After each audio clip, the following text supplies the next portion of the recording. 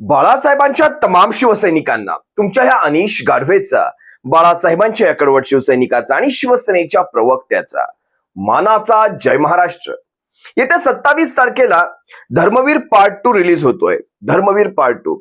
जेव्हा जेव्हा हे मिंधे सरकार अडचणीत येईल, जेव्हा जेव्हा या मिंध्यांना वाटेल की आता आपलं काही खरं नाही, तेव्हा तेव्हा धर्मवीरांच्या नावाचा वापर केला जाईल.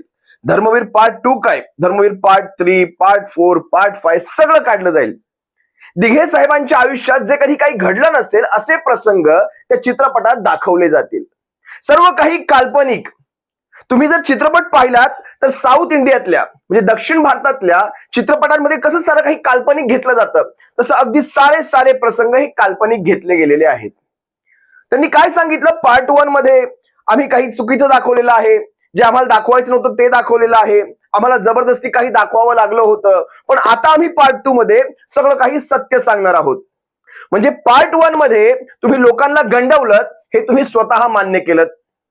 मुळात लक्षात घ्या, त्यांच्या मनावर दगड ठेवून त्यांनी काही प्रसंग पार्ट 1 मध्ये दाखवले होते असं त्यांना म्हणायचं होतं. खरं तर पार्ट 1 हा चित्रपट तुम्हाला सर्वांना माहितीये, या बंडाच्या अगदी काही दिवस म्हटलं तरी वावगं ठरू नये, काही दिवस आला होता. बंडाच्या अगदी काही दिवस. या पार्ट 1 मध्ये आपली स्वतःची मार्केटिंग करण्यात आली होती महाराष्ट्र लेवलला. ठाण्याच्या बाहेर ज्या नेत्याला ओळख नव्हती त्याने स्वतःची मार्केटिंग महाराष्ट्र लेवलला करण्यासाठी या दिघे साहेबांच्या धर्मवीर चित्रपटाचा आसरा घेतला होता. हे लक्षात घ्या. आता पार्ट 2 येतोय. बघा, चित्रपटातल्या अभिनेत्यांविषयी म्हणजे प्रसाद ओक असेल, तो मंगेश असेल, प्रवीण तरडे असेल. आता तरडे आणि मंगेश देसाई यांच्याविषयी आता मला वेगळं काही सांगायचं नाही.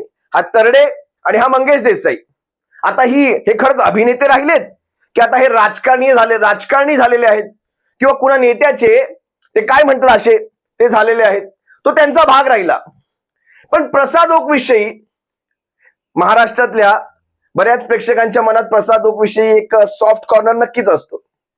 पण ह्या प्रसाद ओक विषयी देखील मला तुम्हाला काही प्रसंग सांगावेसे वाटतात. मी त्याचा काल परवाचा एक व्हिडिओ पाहिला, त्याची एक मुलाखत. म्हणजे ठरवून तो दाते बाजूला बसला होता, त्या दातेच्या रिएक्शन तर बघण्यासारख्या होत्या. काय बोलतो, असं झालं होतं, अरे बापरे, लोकांनी असं सांगितलं. जरा हा व्हिडिओ मी तुम्हाला दाखवेलच, पण लक्षात घ्या, प्रकरण काहीच नाही. लक्षात घे, 25-28 वर्ष झाली मला मुंबईत येऊन. सुरुवातीची काही वर्ष छोट्या भाड्याच्या छोट्या घरात राहिलोय. मग बायको आली, लग्न झालं, बायको आली, मुलं झाली आणि हळूहळू स्वतःचं घर घेत गेलो. पण आता मुंबईत ज्या दिवशी बायकोला मी आणलं त्या दिवशीपासनं तिचं स्वप्न होतं की अंधेरीत घर घ्यायचं. जे तेव्हा तर थोडं म्हणजे स्वप्नाच्याही स्वप्नात नव्हतं की तेव्हा मी अंधेरीत घर घेईन. फक्त नाटक चालू होतं, एकही चॅनल नव्हता मी आलो तेव्हा. 96-97 सालची गोष्ट आहे. बरं, अगदी प्रामाणिकपणे सांगायचं तर मुंबईतल्या पहिल्या नाटकात मला 60 रुपये नाईट होती. 60. नंतर ती वर्षभरात वाढत 110 रुपयापर्यंत गेली. तर या कमाईमध्ये अंधेरीत घराचं स्वप्न पाहूच शकत नाही ना रे माणूस. पण आता जरा बऱ्यापैकी काम झालं, 90च्या वर मालिका झाल्या, 100च्या वर चित्रपट झाले, मुलं मोठी झाली, त्यांच्या वाटा शोधून त्यांचा प्रवास सुरू झाला.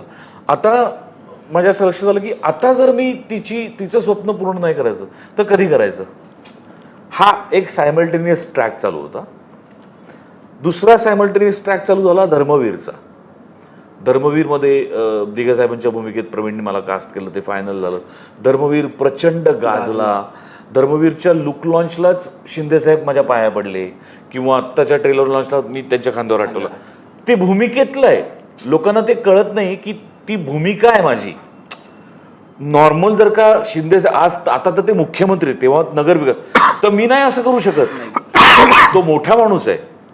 पण जेव्हा मी दिघे साहेबांच्या गेटमध्ये आहे तेव्हा मी मोठा आहे ना, तो मला ते करणं भाग आहे.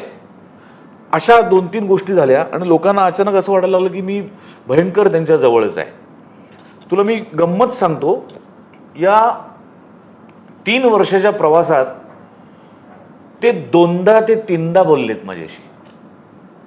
2दा ते 3दा. तुझ्याशी किती वेळा बोललेत? तितपतच असेल. एक तर तो माणूस बोलत नाही, खूप कमी बोलतो. आणि मंगेश किंवा प्रवीण जेवढे त्यांच्या जवळचे आहेत तेवढे आम्ही जवळचे नाही होत त्यांच्या. आम्ही मंगेशच्या जवळचे आहोत, प्रवीणच्या जवळचे आहोत. आणि मी मगाशी म्हटलं त्यांचा सहभागच नाही आहे या कशात किंवा कुठल्याच भागात. मी 25-28 वर्ष राबून घासून थोडी पुंजी बाजूला करून माझ्या बायकोचं स्वप्न साकार करण्यासाठी झटतोय, मरतोय, तडफडतोय. ते कसं तरी मी साध्य केलं. जे तिला हवं होतं ते 25-28 वर्ष लागली मला ते साध्य करायला, पण मी केलं तिच्या आनंदासाठी. घर घेतलं मी अंधेरीत मोठं. लोक म्हणायला लागले की हे शासकीय कोट्यातनं मिळालंय. असं म्हणताय? तुला धक्का बसेल, ज्यांना मी माझे जवळचे मित्र मानतो या इंडस्ट्रीतले, त्यांनीच असं पसरवलं की हे काय साहेबांनी दिलं असेल, हे काय शासकीय कोर्टातनं मिळालं असेल. अरे कशा करता? अरे यार, मी काय कोणी लाचार भिकारी आहे का? मी काय आहे? मला स्वाभिमान आहे. मला असं कोणी दिलेलं घर नकोय. मला माझ्या बायकोचं स्वप्न पूर्ण करायचं आहे म्हणून मी ते घर घेतलंय. आणि ते माझ्या स्वतःच्या कमाईवर आहे आणि मी ते कागदोपत्री प्रूफ करू शकतो. हे जे ट्रोलर्स आहेत ना, यांना मी कळलं. गुड. तो जर्मनीत असतो माझा मोठा मुलगा. तो तिकडेच शिकला, तिकडेच त्याचा जॉब चालू आहे. आणि त्याच्या असं लक्षात आलं की आता वर्षभरापूर्वीच बाबांनी घर घेतलंय, तर आता काही बाबा या परिस्थितीत मी वाढलेला आहे रे. सो माझा मुलगा मला पुरता ओळखून होता. त्याला माहिती होतं की मी ही गाडी स्वतःहून घेणार नाही. त्यामुळे त्याच्या वाढदिवसाला मी जेव्हा त्याला विचारलं तुला काय गिफ्ट पाहिजे, तो म्हणला नाही मला काय नको गिफ्ट, मला काय नको. म्हटलं अरे असं कसं? तो म्हणला अरे मला काय नको बाबा, दरवर्षी काय, पुढच्या वर्षी बघू. आणि त्यांनी फोन ठेवून दिला. तर मला काही कळलं नाही हे काय असं कॉन्व्हर्सेशन कधी झालं नाही आमच्यात. पण तोपर्यंत बायकोचं, छोट्या मुलाचं आणि त्याचं प्लॅनिंग झालं होतं सगळं. त्याच्याच वाढदिवसाच्या आधी एक दिवस 2 दिवस आधी तो जर्मनीवरून आला. त्यांनी मला ही गाडी गिफ्ट दिली आणि तो गिफ्ट. क्या बात है. आणि प्रसाद ओकने त्याचं एक स्वप्न बोलून दाखवलं की माझ्या पत्नीचं आणि माझं एक स्वप्न होतं अंधेरीमध्ये घर असावं. गेल्या 28 वर्षांपासून म्हणजे 98-99चा काळ त्याने सांगितला मला वाटतं व्हिडिओमध्ये. तुम्ही पहा व्हिडिओ. माझ्या पत्नीचं आणि माझं एक स्वप्न होतं अंधेरीमध्ये आपलं एक घर असावं. आणि ते स्वप्न कधी पूर्ण झालं माहितीये तुम्हाला? आत्ता अगदी काही महिन्यांपूर्वीच त्याचं हे स्वप्न, मग काही महिने पण जास्त सांगेन मी, काही दिवसांपूर्वी त्याचं हे स्वप्न पूर्ण झालं. म्हणजे प्रसाद ओक म्हणतो हे घर, लोक मला ट्रोल करतात की हे घर मला सरकारी फंडामधून किंवा सरकारी योजनेमधून किंवा सरकारच्या कोट्यामधून मिळालेलं आहे. प्रसाद ओक, जर तुमच्या मनात हे प्रश्न येत असतील किंवा लोकांच्या मनात हे प्रश्न येत असतील, त्याला जागा कशी आहे माहितीये का? काय आहे काय नाही हा संशोधनाचा विषय, पण लक्षात घ्या जागा कशी आहे ती. तुम्हाला 28 वर्ष लागतात आपलं हे स्वप्न पूर्ण करण्यासाठी. पण जसा धर्मवीर पार्ट 2 रिलीज होतो किंवा पार्ट 1 किंवा पार्ट 2 जसे रिलीज होतात तसंच हे स्वप्न पूर्ण होतं. म्हणजे हा जो काही म्हणतात ना, काही वेळा ते योगायोग असतात, तो कावळा बसला आणि फांदी मोडायला वगैरे त्या म्हणी असतात आपल्या. पण अगदी याच वेळेत तो कावळा बसावा आणि ती फांदी मोडावी, किंवा अगदी याच वेळेत तुमचं ते स्वप्न पूर्ण व्हावं.